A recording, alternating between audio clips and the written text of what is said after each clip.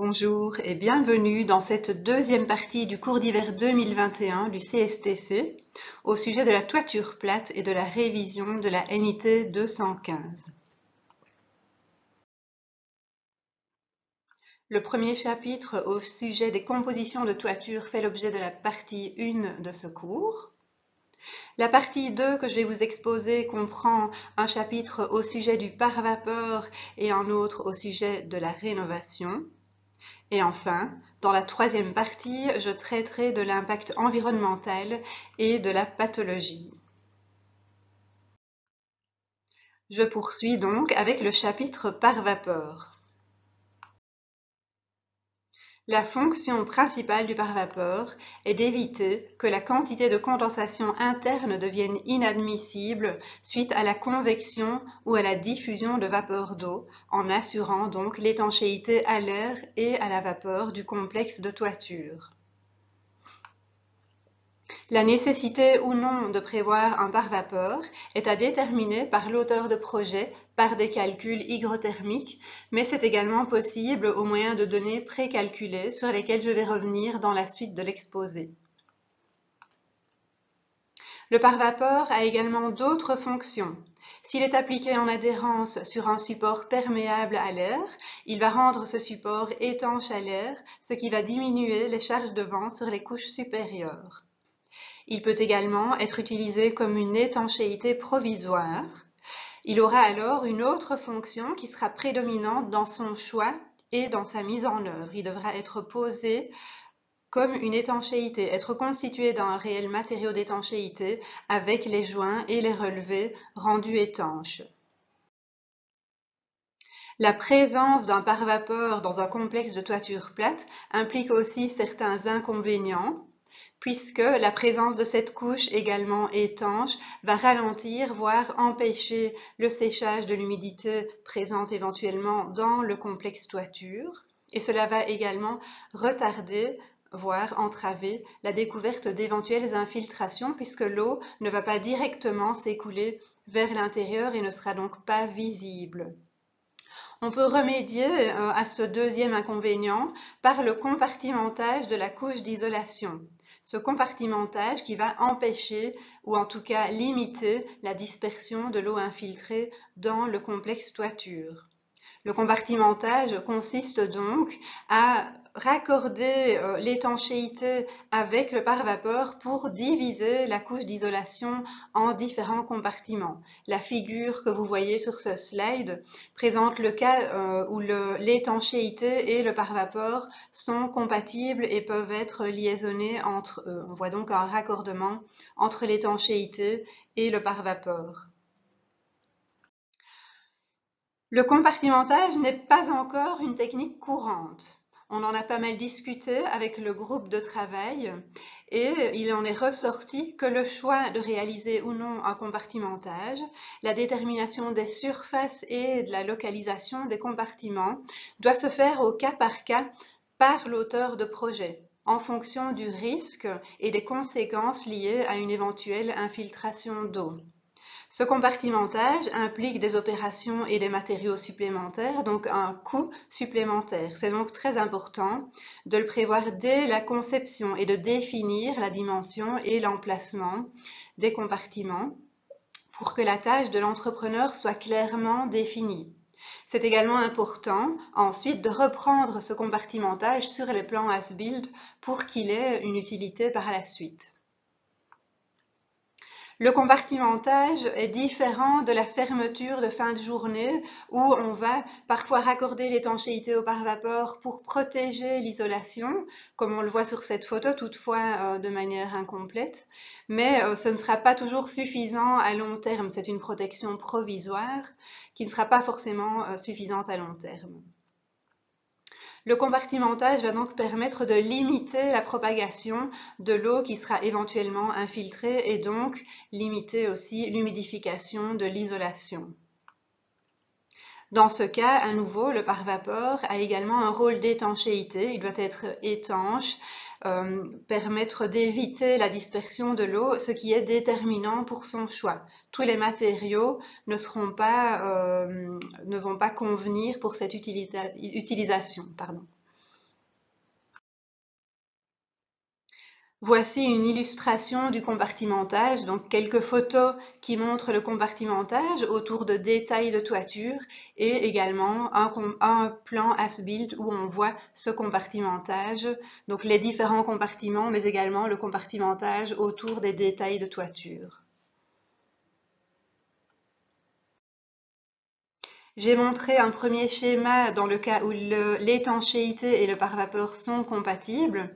Voici un schéma pour le cas où ils ne sont pas compatibles. On va dans ce cas remonter le pare-vapeur, mais il ne sera pas liaisonné avec l'étanchéité. On va interposer une bande de désolidarisation, par exemple un non-tissé de polyester.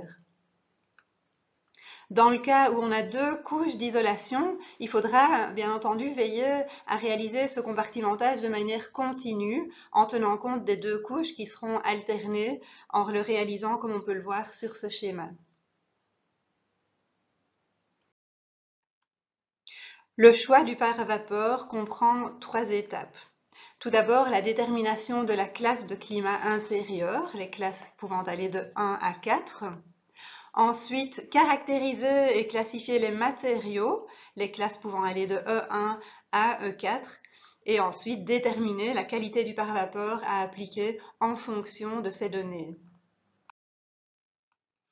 La première étape consiste à déterminer la classe de climat intérieur, qui dépend de la pression de vapeur, c'est-à-dire la production d'humidité à l'intérieur du bâtiment. On a donc 4 classes différentes, de plus en plus sévères, depuis la classe 1 avec une très faible production d'humidité, comme par exemple dans un entrepôt, une église. Classe 2, on va retrouver une école, un magasin par exemple. En classe 3, on est un peu plus sévère, on retrouvera un restaurant, un hôpital, pour arriver à la classe 4, la plus sévère, avec une forte production d'humidité, comme dans une piscine ou par exemple une industrie avec forte production d'humidité. Voici un premier graphe qui montre les limites de ces classes de climat intérieur en fonction de la pression de vapeur sur base des moyennes annuelles, en fonction donc de l'humidité relative de l'air et de la température.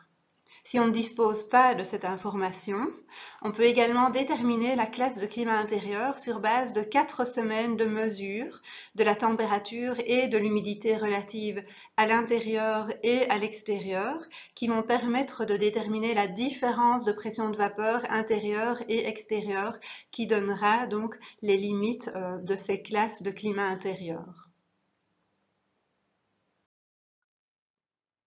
Tout cela est résumé dans un tableau où on va retrouver donc les 4 classes avec leur intitulé, quelques exemples et puis les limites en termes de pression de vapeur moyenne annuelle intérieure et de différence de pression de vapeur pendant 4 semaines entre l'intérieur et l'extérieur.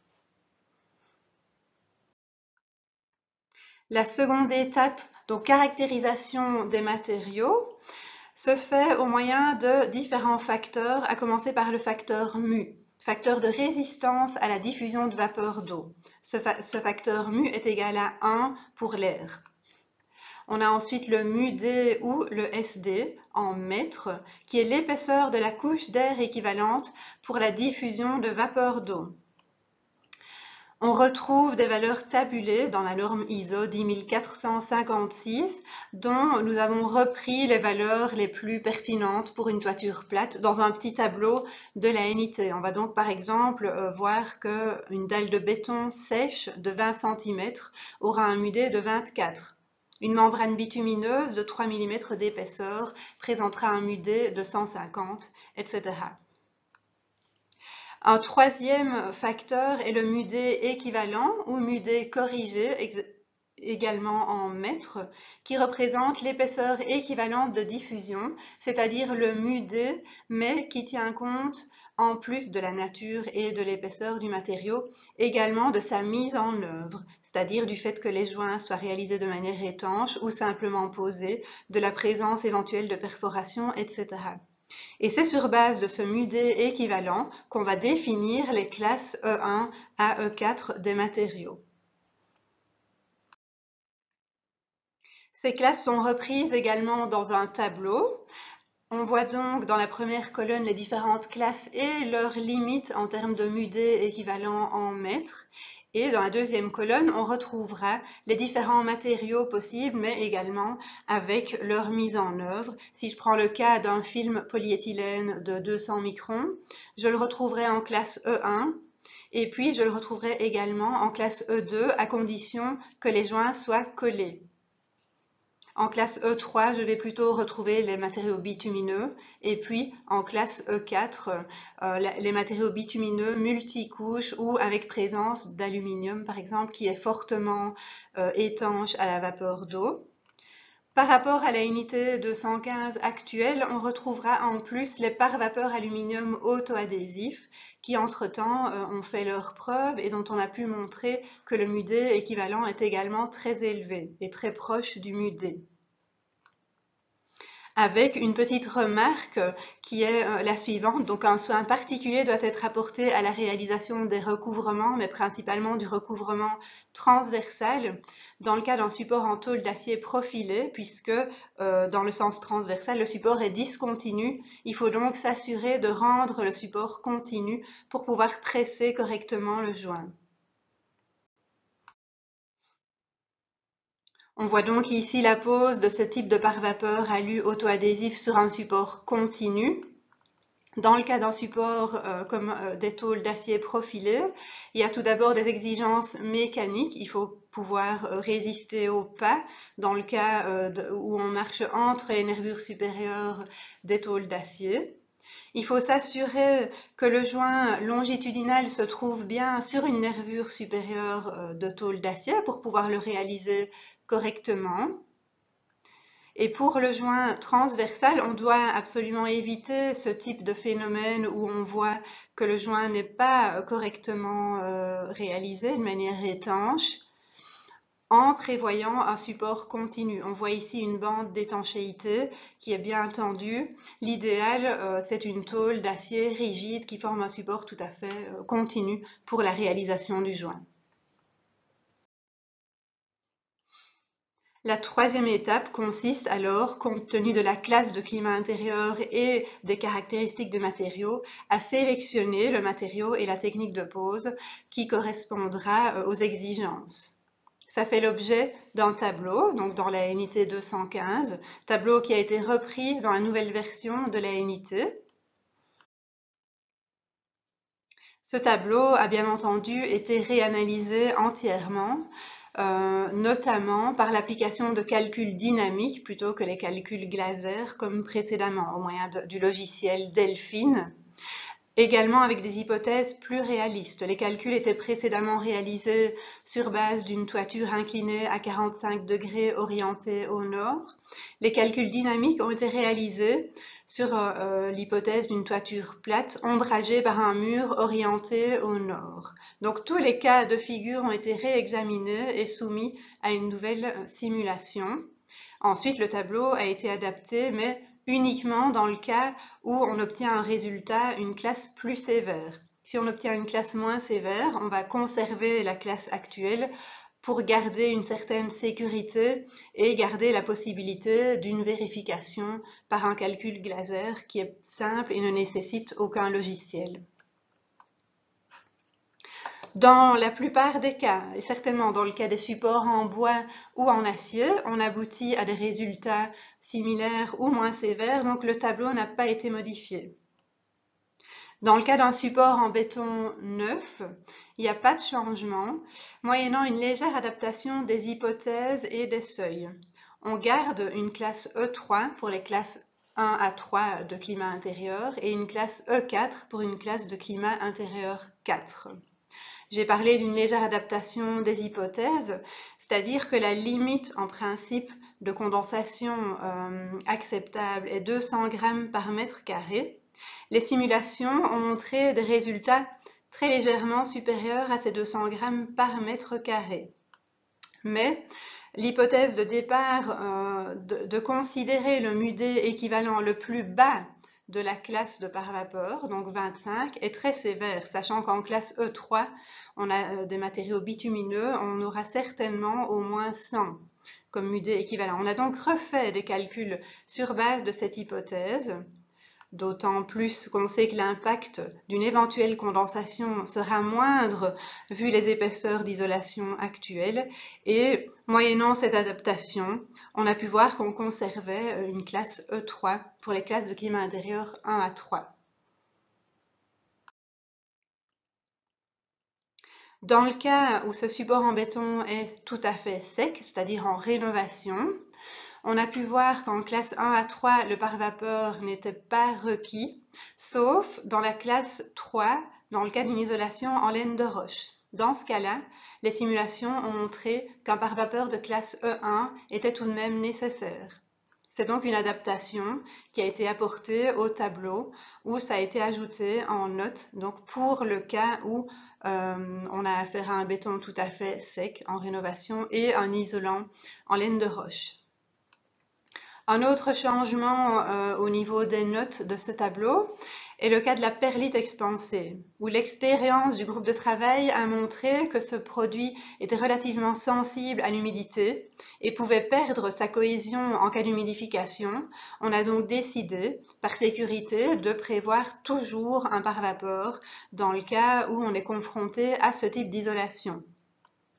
Une autre isolation qui a fait l'objet de discussions également, c'est la mousse phénolique, où l'expérience du groupe de travail est assez mauvaise avec ce matériau, qu'on retrouve plus, pour ainsi dire, en toiture plate. On n'a plus d'attestation d'aptitude à l'emploi pour ce matériau, et donc il n'entre plus en ligne de compte dans ce tableau. Un autre cas particulier est celui du verre cellulaire.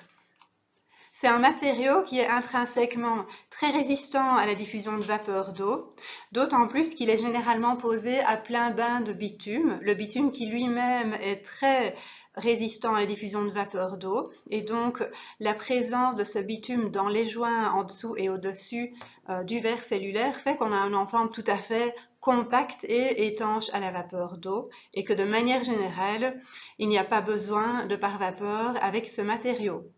Toutefois, avec les exigences énergétiques actuelles croissantes et donc la présence d'un matériau d'isolation de plus en plus épais, on s'est posé la question du remplissage effectif des joints avec le bitume. Est-ce qu'on arrive réellement à remplir complètement les joints? Est-ce qu'on a toujours un ensemble tout à fait compact dans le cas de grande épaisseur d'isolation? C'est une première question qui s'est posée. Une autre, c'est le cas d'un support fractionné, donc des éléments avec joints entre éléments, qui ne permet pas non plus la réalisation d'une couche de bitume continue et pour lequel il faudra prévoir une couche étanche, donc un pare-vapeur bitumineux pour éviter l'écoulement du bitume par les joints. Le tableau a donc été adapté au sujet du verre cellulaire avec toute une série de remarques. Dans le cas d'un support en béton pour les classes 1 à 3, on confirme qu'un pare-vapeur n'est pas requis si les joints entre panneaux d'isolation sont remplis de bitume ou de colle à froid, ou si le matériau est appliqué en plusieurs couches à joints alternés, ce qui garantit également un ensemble compact. La question s'était donc posée du remplissage complet des joints et des simulations ont été réalisées avec des joints complètement remplis, partiellement, voire pas du tout remplis, et ces simulations ont montré que malgré tout, un pare-vapeur n'était pas nécessaire. Toutefois, on conseille toujours, bien entendu, de prendre soin de remplir les joints de bitume le mieux possible. Au niveau d'une classe 4, on conseille toujours de voir avec le fabricant si un pare-vapeur est nécessaire. Dans le cas des tôles d'acier, donc support discontinu, si on est en présence d'une classe de climat intérieur 4, un écran d'étanchéité à l'air sera nécessaire. Par exemple, un pare-vapeur bitumineux de type P3. Voici donc les principaux changements qui concernent le pare-vapeur, dont vous trouverez également un résumé dans un dossier du CSTC publié relativement récemment. Je vais maintenant aborder la rénovation. un thème qui a été davantage développé dans la nouvelle version de la unité 215, vu les défis actuels à ce sujet. Tout d'abord, qu'est-ce que la rénovation? La rénovation est la réhabilitation du complexe toiture qui peut aller de la remise en état de la couche d'étanchéité à un remplacement complet du complexe pour différentes raisons. Une amélioration générale, une remise en conformité, une isolation complémentaire par exemple pour répondre aux nouvelles exigences thermiques. On conseillera toujours d'isoler complémentairement une toiture si on est amené à la rénover. La modification en une toiture terrasse, toiture jardin ou toiture destinée à recevoir une installation solaire par exemple. La modification de la destination, de l'utilisation du bâtiment, donc par exemple la modification de la classe de climat intérieur. Ça peut être une remise à neuf ou en état d'origine parce qu'on atteint la fin de la durée de vie attendue de l'étanchéité en raison d'infiltration, parce qu'on observe une dégradation, une déformation du support de toiture ou une dégradation de l'étanchéité, ou parce qu'on est confronté à une composition de toiture inacceptable, toiture froide ou toiture avec l'isolation sous la forme de pente, par exemple, que l'on doit remettre en conformité. On va donc analyser la toiture avant la rénovation et pour ce faire, la version révisée de la unité propose une checklist non exhaustive mais qui reprend déjà pas mal d'éléments à étudier. Par exemple, la destination du bâtiment. Est-ce qu'on est confronté à un changement de classe de climat intérieur, à de nouvelles exigences acoustiques? La composition de toiture. Est-ce que la composition actuelle est une toiture froide ou une toiture dont l'isolation se situe sous le support, qui est donc inacceptable? Est-ce que la résistance au vent du complexe en place est suffisante? Est-ce qu'on est conforme en termes de réglementation incendie? Quel est le type de support? Quel est son état? Est-ce qu'il peut accepter des charges supplémentaires? A-t-on une structure réalisée en pente ou la présence d'une forme de pente sur la structure? Est-ce que la pente est suffisante ou est-ce qu'elle doit être corrigée localement ou globalement? Est-ce qu'elle peut être conservée, c'est-à-dire est-ce qu'elle est en bon état ou peu cohésive, humide, etc. Est-ce qu'un pare-vapeur est présent? Est-ce qu'on a une présence d'eau dans le complexe toiture? Est-ce que l'isolation est humide? Quel est son type, son état, etc.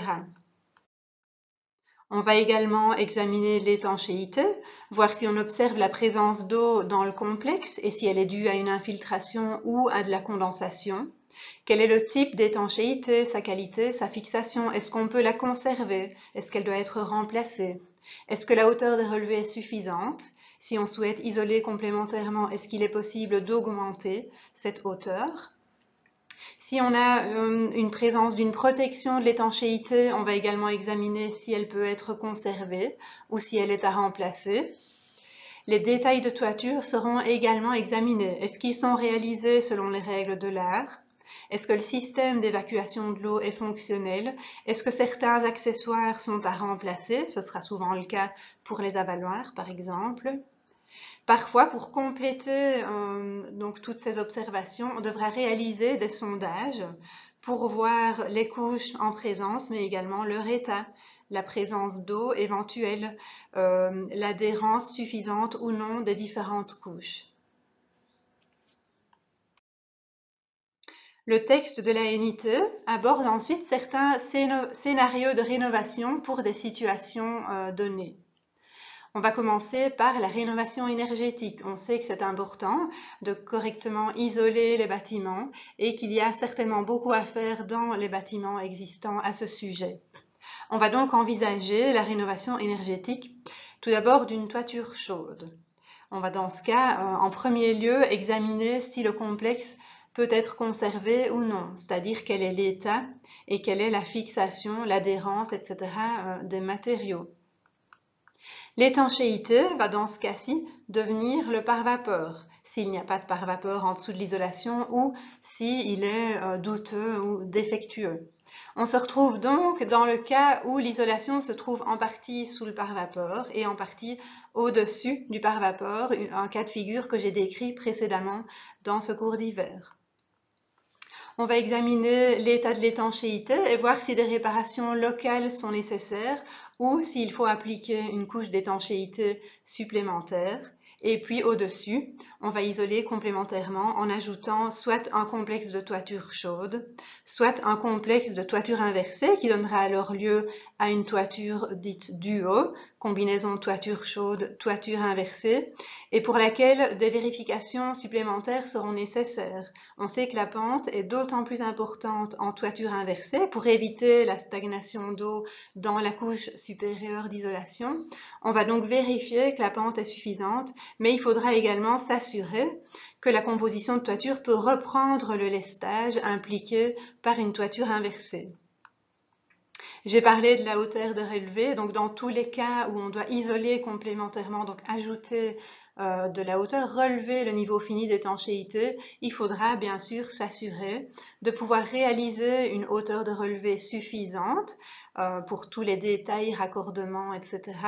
Et si ce n'est pas le cas, réfléchir à des solutions comme par exemple prévoir une couche d'isolation plus mince, donc au droit des relevés. Un second cas de rénovation énergétique est celui d'une toiture inversée. Il n'est pas possible dans ce cas d'ajouter une deuxième couche d'isolation sur la première parce que, par définition, donc la toiture inversée doit être recouverte d'une finition perméable à la vapeur, ce qui ne sera pas le cas d'une deuxième couche de polystyrène extrudé qui va empêcher l'évaporation de l'humidité éventuellement présente dans la première. On aura en plus un risque d'eau piégée entre ces deux couches et donc d'humidification excessive de l'isolation. On va donc enlever la couche d'isolation existante et la remplacer par une couche plus épaisse.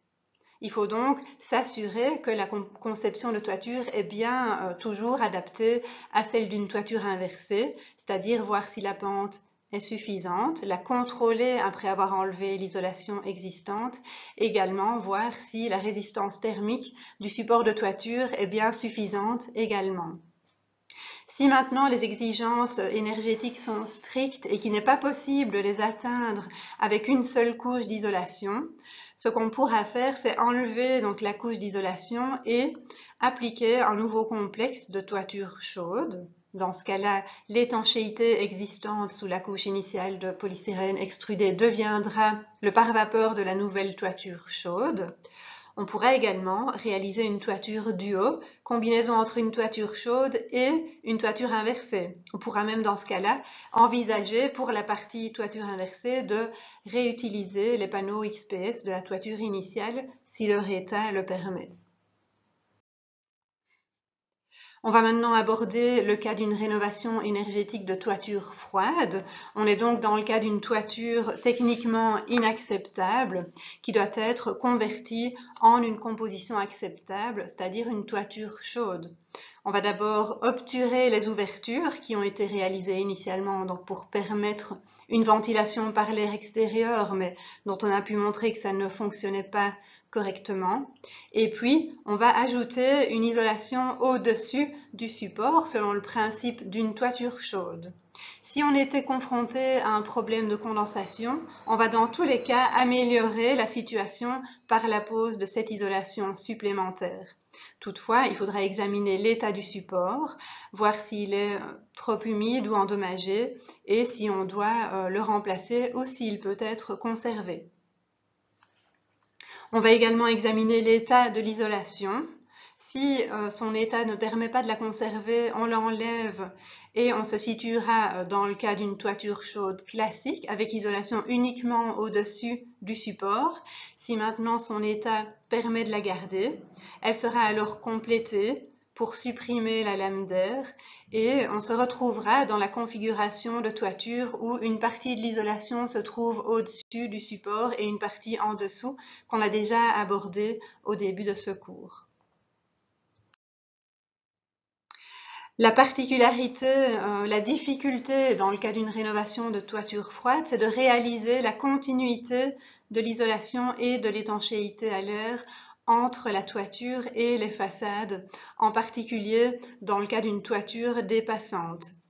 Il faudra dans ce cas s'assurer de réaliser la continuité de l'étanchéité à l'air avec une membrane supplémentaire et ouvrir la rive de toiture pour la remplir complètement d'isolation, ce qui est relativement compliqué comme on peut le voir ici sur les photos.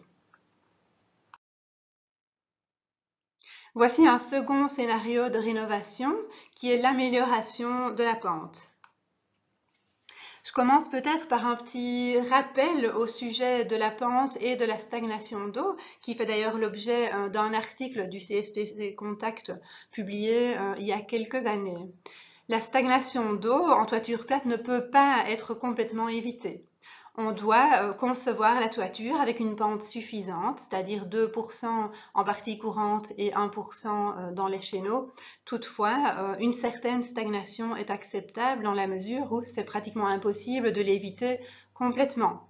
Si elle reste localisée et limitée, elle peut être acceptée. Si on sait qu'à certains endroits de la toiture, une stagnation n'est pas facile à éviter, il y a également certaines possibilités qui offrent une sécurité supplémentaire et qui sont décrites dans cet article. Le premier cas de figure est celui où le complexe de toiture est conservé. Dans ce cas, on peut améliorer la pente en appliquant une couche d'isolation complémentaire avec pente intégrée. Donc on va à la fois isoler complémentairement, mais réaliser la pente supplémentaire. Donc la plupart des fabricants proposent ce type de système de panneaux d'isolation à pente intégrée qui doivent être évidemment appliqués rigoureusement en suivant un plan de calpinage pour s'assurer d'obtenir les pentes suffisantes dans toutes les directions. Alors, on est dans le cas d'une isolation complémentaire et donc d'un rehaussement du niveau fini de la toiture, ce qui implique d'adapter les rives en conséquence pour respecter la hauteur de relevé minimale qui est conseillée.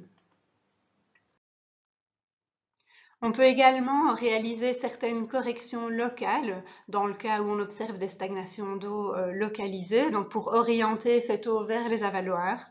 Par exemple, au moyen de ce type de masse, donc mélange de granulats et de bitume qui permet de réaliser des corrections locales et puis de réappliquer une couche d'étanchéité, de même qu'avec des pointes de diamant qui sont donc des pièces également proposées par les fabricants d'isolation qui permettent de réaliser ces corrections de pente et puis de poser une couche supplémentaire d'étanchéité. Il faudra donc faire toujours bien attention à l'adhérence et la cohésion suffisante de ces éléments.